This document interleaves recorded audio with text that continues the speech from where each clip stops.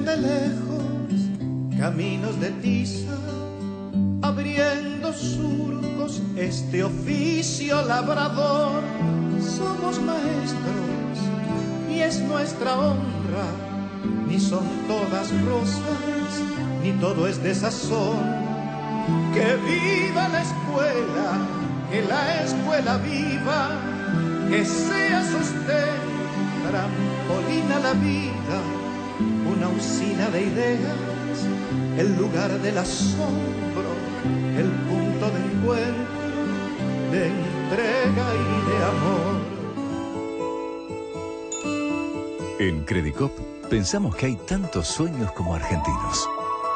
Como ella, que más que con una casa, sueña con un hogar. O como él, que quiere crecer con su pyme. O como vos, que simplemente querés realizar tus deseos. Créditos Credicop. Arma tu crédito. Arma tu sueño. Banco Credicop Cooperativo. La banca solidaria.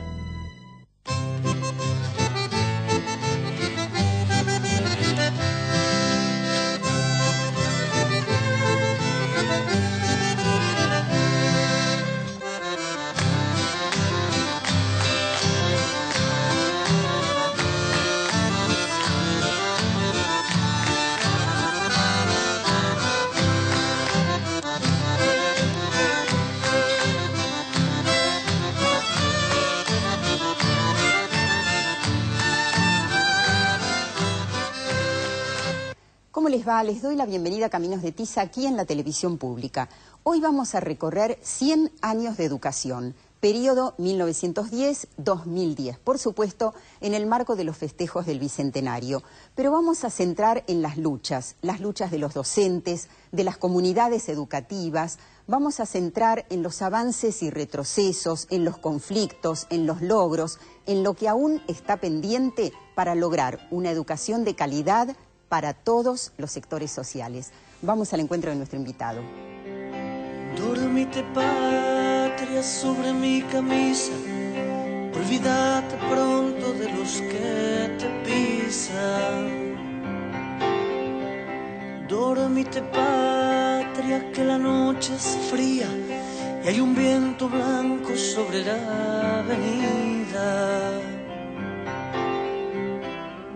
Quiero llevarte como cuando era otro y te lucía flamante sobre el guardapolvo. ¿Qué tal, Eduardo? Los últimos 100 años podemos decir que fueron muy ricos en métodos pedagógicos, en debates, en recursos didácticos, pero nosotros vamos a centrar en las luchas. ¿Qué te parece? Muy bien. Lo recorrimos a partir de cada una de las presidencias. ¿Cómo querés? A mí me parece que hay que dividir los procesos, más cuando uno habla de educación, entre periodos democráticos y periodos de dictaduras militares. Sin duda, durante las democracias, en general, la educación florece y durante la dictadura decrece. Baja la inversión educativa en dictaduras, baja el presupuesto educativo, sube en defensa y en seguridad, y la educación decrece. Empobrece en contenidos, ¿no es cierto? Pobreza en contenidos y en inversión, pero en contenidos desde ya. La época de oro de la educación fue de 1880 a 1930. Con el golpe de 1930... El golpe de Uriburu. El golpe de Uriburu y justo, empieza un periodo de oscurantismo en la educación. ¿Y cómo se manifiesta? Por ejemplo, con persecución. Un profesor que yo siempre nombro porque lo admiro, es de mi barrio, yo soy del barrio de Pompeya, si bien él nació en Añatuya, Santiago del Estero, Homero Mansi, creador de Sur y otros tangos hermosos, él daba clases en el Joaquín B. González. Que es el profesorado. El profesorado de aquel entonces y que continúa, forma a profesores. Era radical irigoyenista, democrático. Luego fue fundador de Forja. Pues bien, a él lo echaron del Joaquín B. González por sus ideas. Fue la primera violación a la libertad de cátedra, conquistada en 1880 con la generación del 80. La libertad de cátedra es fundamental porque significa que el docente da los contenidos que las leyes designan y que él considera correcto en base a esas leyes. Tiene un margen de libertad. Tiene un margen de libertad. La violación a la libertad de cátedra implica que hay que decir lo que los gobiernos quieren. Y la educación no hay que decir lo que los gobiernos quieren porque entre ellos se estudia a los gobiernos, sino que hay que decir lo que las leyes y normativas quieren y la libertad individual del docente, fomentando la libertad del alumno, que es quien tiene que sacar sus propias conclusiones. Porque los docentes tenemos la obligación de darles distintos puntos de vista y distintas perspectivas de un proceso histórico para que sea el joven, el niño, quienes saquen sus propias conclusiones. Claro, y forme su pensamiento crítico. Y forme su pensamiento crítico. Búsquenme, me encontrarán en el país de la libertad.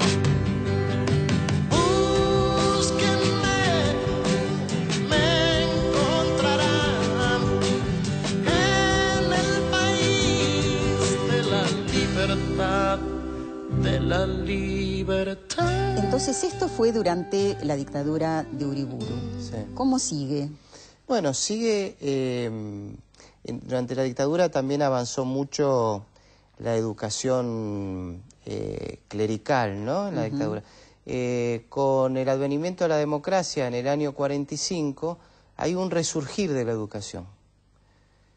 Y específicamente de la educación de formación profesional, educación de trabajadores. Se forma la Universidad Tecnológica Nacional. Claro.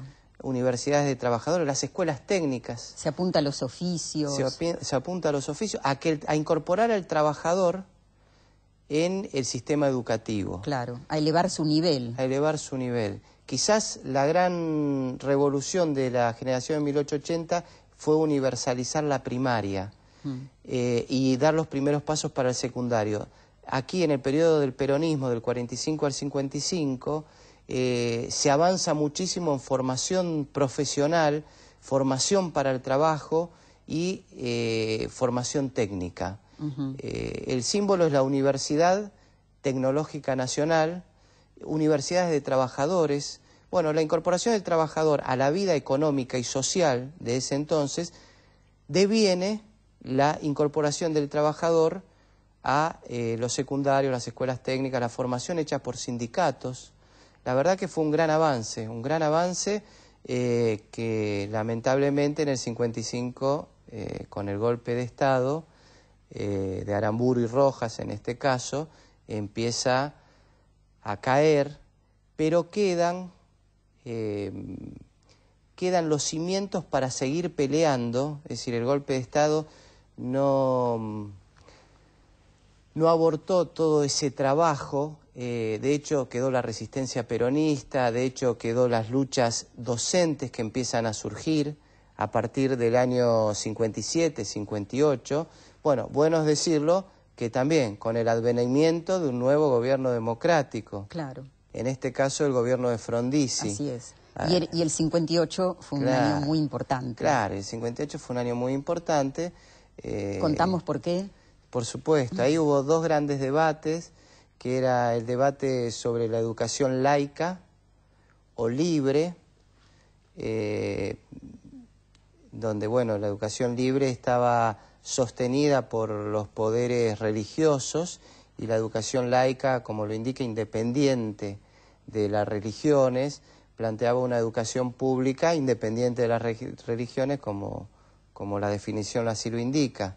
Ese fue un debate que encontró manifestaciones en las calles masivas.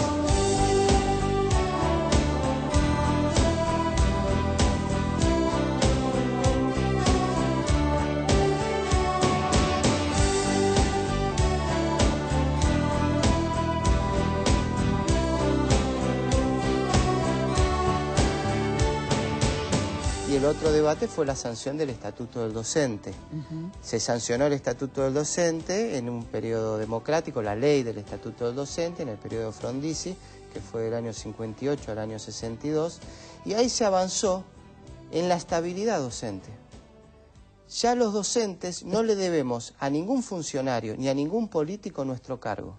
los protege el estatuto. Nos protege y protege la libertad de cátedra, porque ¿qué sueña un gobernante autoritario? Que los maestros bajemos la línea que él lleva adelante. Que cada escuela sea el comité político del gobernante de turno. Y la escuela no tiene que ser el comité político del gobernante de turno. La escuela tiene que dar los ejes de la nación y de la legislación vigente. Es una pelea. En varios pueblitos del interior, yo quiero contar, aún sigue pasando, por eso seguimos peleando, que el intendente cambia y cambia a la rectora del normal del pueblito, porque pone a la esposa del intendente, cambian las esposas. Es gravísimo esto. El normal del pueblito en cuestión tiene que estar dirigido por la maestra, la docente, el docente de mayor puntaje, no por el puntero político del barrio. Eso es la libertad de cátedra. Nosotros, la educación pública, yo se lo dije en su momento a Macri en una discusión que tuve en la ciudad de Buenos Aires, yo le dije, yo no soy trabajador del gobierno, yo soy trabajador del Estado, y el Estado somos todos, inclusive el gobierno, pero más que el gobierno, los parlamentos y la sociedad en su conjunto.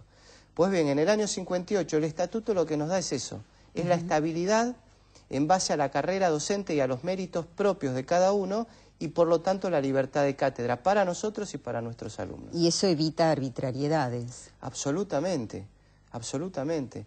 Nosotros, la historia es la que la sociedad consensuó con nuestros héroes, con nuestras luchas, y no es la que el presidente, el intendente, el diputado, el funcionario, el sindicalista de turno quiere. Y dale alegría, alegría a mi corazón. Es lo único.